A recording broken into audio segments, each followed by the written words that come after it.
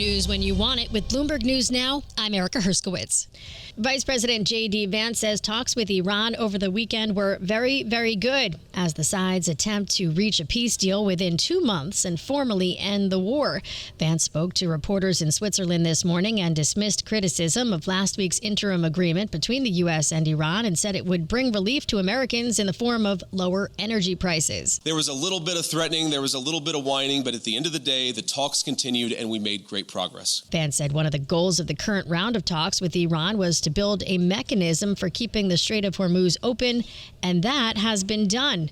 We get more from Bloomberg's Tyler Kendall. We did hear from CENTCOM over the weekend confirming that 55 tankers carrying 17 million barrels of oil transited through on Saturday, and new this morning from Bloomberg News, we got this data showing that 4 empty LNG tankers linked to Qatar are starting their transit through the strait, marking the highest number that we've seen of empty LNG tankers trying to return back so that these Middle East exporters can restart again. Bloomberg's Tyler Kendall. Vance also said Iran has agreed to invite inspectors from the International Atomic Energy Agency and said any money from unfrozen Iranian assets would actually go to buy American soy, American corn, and American wheat for the benefit of the Iranian people.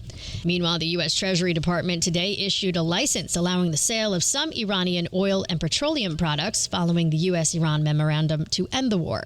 On Wall Street, stocks are mostly lower. Oil is also lower amid signs of diplomatic headway between the U.S. and Iran. The Dow is up 1/3%, but the Nasdaq is down 1.25%. The S&P down more than 1/3%. The 10-year Treasury yield is at 4.50%. The 2-year Treasury yield is at 4.23%. And oil is declining as Iran said there had been progress in peace talks with the U.S., bolstering hopes for a recovery in flows from the Persian Gulf. Brent crude is trading at $77 a barrel. Andy Burnham appears set to become the UK's 7th Prime Minister in a decade after Keir Starmer set out a timeline for his own departure, and potential rivals backed a quick transition to the popular Manchester politician. We get more from Bloomberg's Joe Mays. For now, the immediate focus is Andy Burnham arriving in Parliament today, being sworn in as an MP, and then that question of when might he actually become Prime Minister. We know that the nominations for the leadership contest open on July 9th, and then we expect, if there's no other contender, Burnham could be Prime Minister by, say, July 18th, so sometime next month. So things are really moving quite fast here,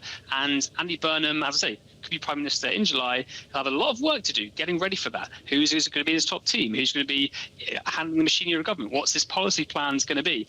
Lots of unanswered questions today. Bloomberg's Joe Mays. Whoever succeeds Starmer will become Britain's 5th Prime Minister since 2022 and its 7th since the Brexit referendum in 2016.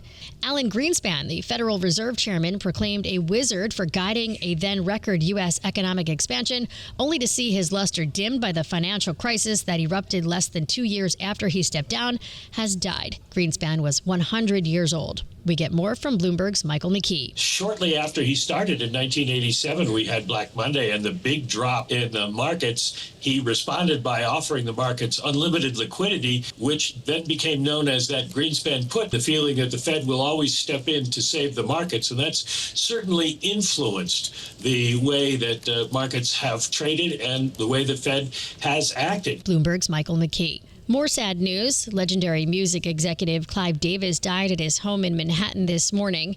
The music mogul and Arista Records co-founder is credited with signing some of the biggest names in the music industry, including Billy Joel, Bruce Springsteen, Aerosmith, and Earth, Wind & Fire. Clive Davis was 94 years old. AbbVie has agreed to buy Apogee Therapeutics for $10.9 billion to bolster its anti-inflammatory drug portfolio amid growing competition for its best-selling product, Skyrizi. That's news when you want it with Bloomberg News Now. I'm Erica Herskowitz, and this is Bloomberg.